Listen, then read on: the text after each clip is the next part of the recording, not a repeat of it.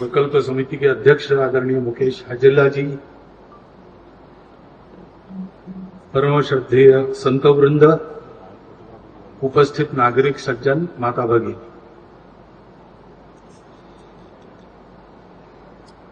तो यहां काम हो रहा है। भाषण का वैसे प्रयोजन नहीं है, और जिनका होना चाहिए भाषण उनका हो गया है, लेकिन इतने सब लोग काम कर रहे हैं तो मुझे भी कुछ काम करना चाहिए। वो मेरे तरफ यही काम दिया है कि थोड़ा समय यहां बोलूं। समय भी बता दिया है, 32 मिनट बोलना है।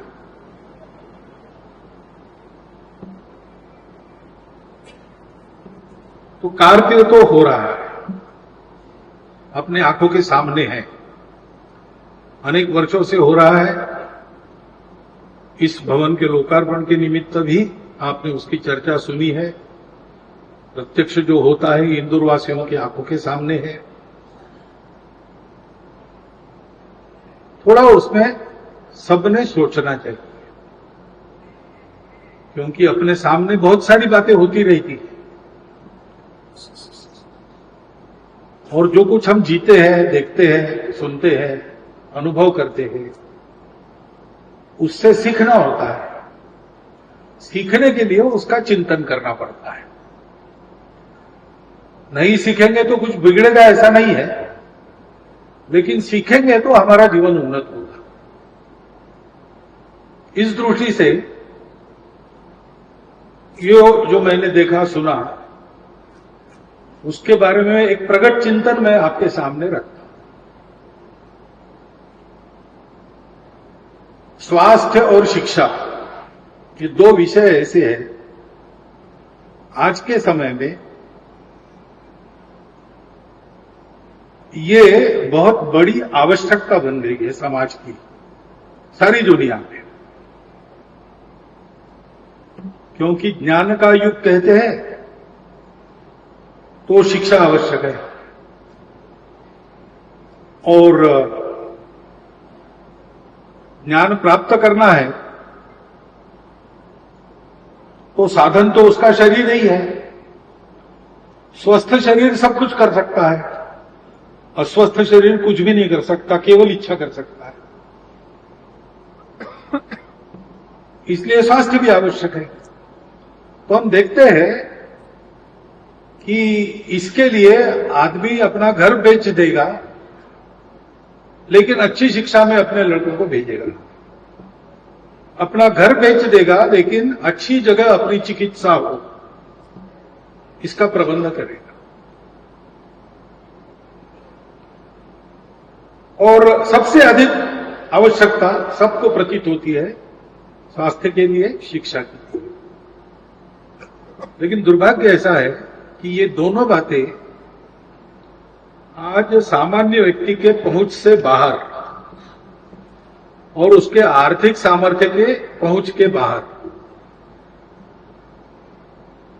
यानी सहज सुलभ नहीं रही और सस्ती भी नहीं थी।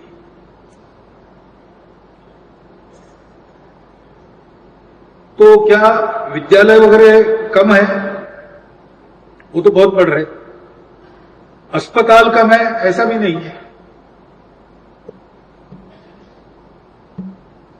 सुविधाओं में प्रगति है, ज्ञानी व्यक्ति बहुत है, लेकिन वो ज्ञान मिलता नहीं, वो सुविधा मिलती नहीं, ऐसी स्थिति है। थोड़ा सा हम विचार करते हैं तो ध्यान में आता है कि सामान्य व्यक्ति के पहुंच के बाहर इसलिए हो जाती है कि पहले ये दोनों काम सेवा के नाते किए जाते थे। आज इसको भी कमर्शियल बना दिया गया है। मनुष्य की सोच ने ऐसा बनाया है।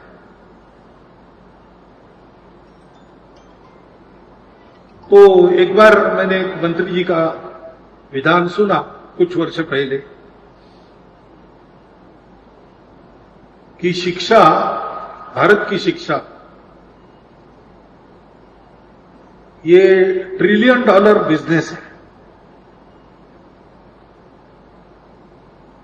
अब बिजनेस ये तो सामान्य व्यक्ति के पहुंच के बाहर की बात है, उसको पूंजी लगती है, जिनके पास है वही करेंगे।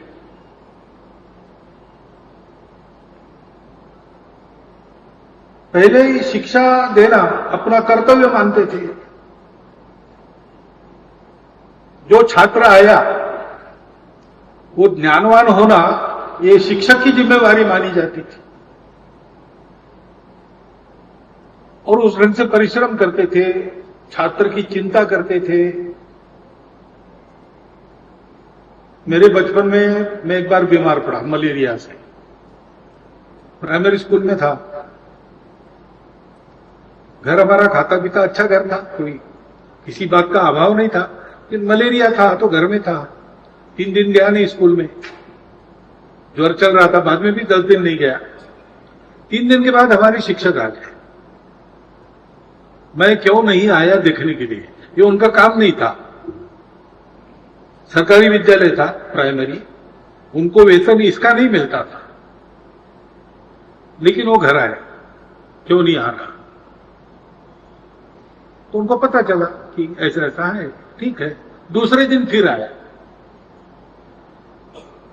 वो जंगल में जाकर कोई जड़ी बूटी लेके आया और हमारे पिताजी को बताया कि इसका काढ़ा पिलाइए, ये जल्दी ठीक हो जाएगा, और बाद में जो वीकनेस आता है वो वीकनेस नहीं आएगा। अब हमारा घर कोई ऐसा घर नहीं था कि जहां कोई ऐसी सहायता आवश्यक है, उनको भी पता था,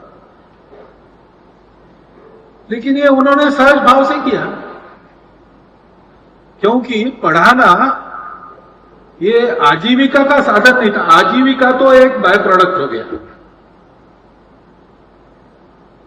लेकिन जिस छात्र को मैं पढ़ाऊंगा ऐसा मैंने कहा और वो पढ़ने के लिए अपने पास आया है, वो पढ़े इसके लिए उसकी पूरी चिंता कर।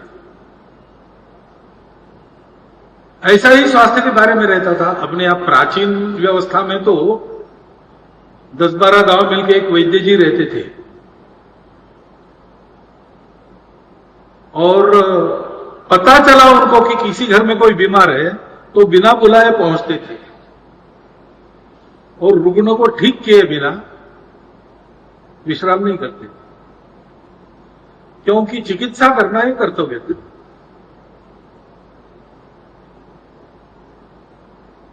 अब ऐसा है कि कितना खर्चा होता है इसका हिसाब करना पड़ता है,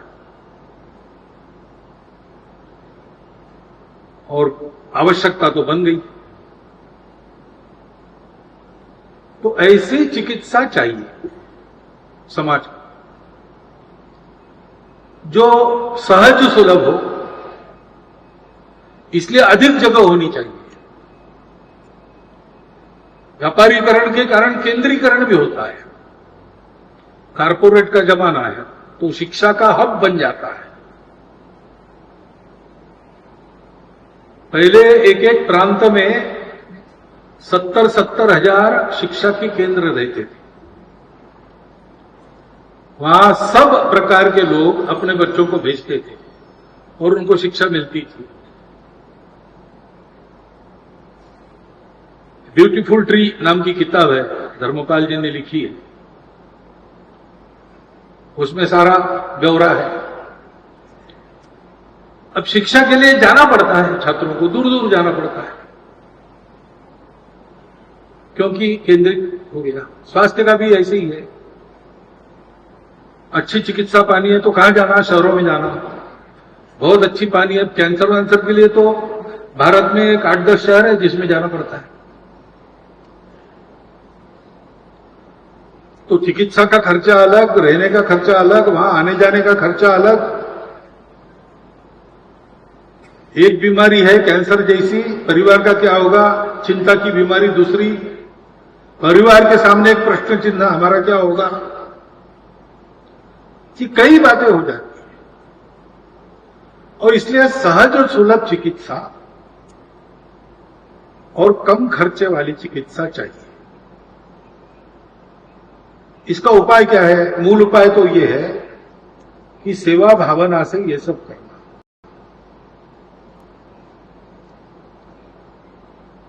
आपने सुना अनिल जी को, ये कैसे आया? उन्होंने पैसा इन्वेस्ट नहीं किया है, जो उनके मन की तड़प है। डॉक्टर हेडगेवार के बारे में एक गीत है, उसमें ऐसी पंक्ति है उनके बारे में, ये संघ क्या है? हृदय की व्यथा संघ मन फूट निकली। ऐसे ये प्रकल्प भी उनके हृदय की व्यथा थी, वो प्रकल्प बनकर फूट निकले, ऐसा हम कह सकते हैं। मन से इस प्रकार चिकित्सा अधिक उसके केंद्र, इसलिए वो सहज सुलभ हो जाएगी और सस्ती भी होगी अगर समाज का सहयोग होगा, क्योंकि खर्चा तो लगता ही। तो समाज में जिनके पास है वो ऐसा विचार करते हैं कि ये करने के लिए अपना कुछ लेंगे। CSR वगैरह बहुत टेक्निकल और फॉर्मल शब्द है, हमारे यहां इसके लिए शब्द है धर्म।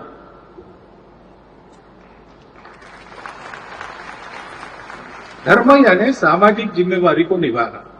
धर्म जोड़ता है, समाज को उन्नत करता है, धारणा करता है समाज की। तो जो सशक्त लोग हैं, पश्चिम कहती है कि सशक्त लोग ही जिएंगे, सर्वाइवल ऑफ द फिटेस्ट।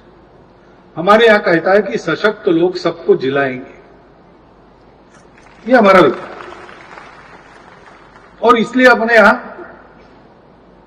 विद्या ददाति विनयम, विनयम याति पात्रताम, पात्रताम धनम आपनोति, धनात् धर्मम तथा सुखम।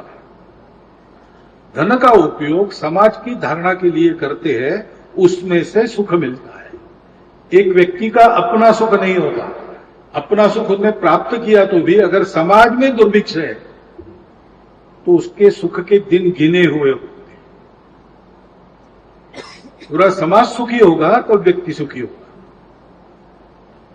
और इसलिए व्यक्ति को अपने धन साधन का उपयोग, बुद्धि का उपयोग, शक्ति का उपयोग क्यों करना चाहिए? समाज की धारणा के लिए करना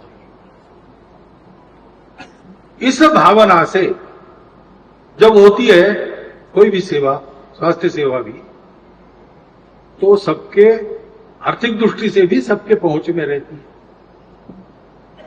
और ये केवल रूखा सूखा कर्तव्य इस नाते नहीं निभाते। ऐसा क्यों करना है? ये अपनेपन की भावना है। ये बात ठीक है कि धन का उपयोग धर्म करने से सुख मिलता है, लेकिन अपना सुख क्या है? समाज का सुख मेरा सुख है, अपनों का सुख मेरा सुख है। अपना सुख अपनों का सुख है और समाज में सब अपने हैं, तो अपनों के लिए किया जाता है। एक मराठी चित्रपट आके गया, कट्यार काळजात घुसली नाक का, पहले नाटक था, उसका सिनेमा हो गया। उसमें एक गाना है, उस गाने में एक पंक्ति है, संवेदना सहवेदना समाधान, ऐसा कहा है। संवेदना संवादे सहवेदना समाधान।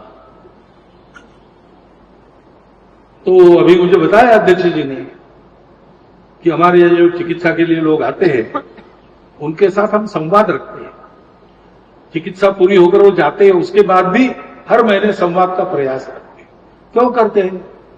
हो गया, आ गए, चिकित्सा हो गई, ठीक हो गए, गए, अब क्या संबंध है? नहीं, संबंध तो पहले भी था, आज भी है, कल भी रहेगा। वो बीमार होके उनको यहां आना पड़ा, ये तो एक नियति का योग है। लेकिन नहीं आते तो भी अपने ही है, अपने से संवाद चाहिए।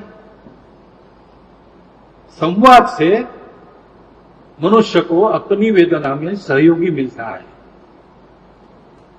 और आधी जो वेदना है या आधी जो बीमारी है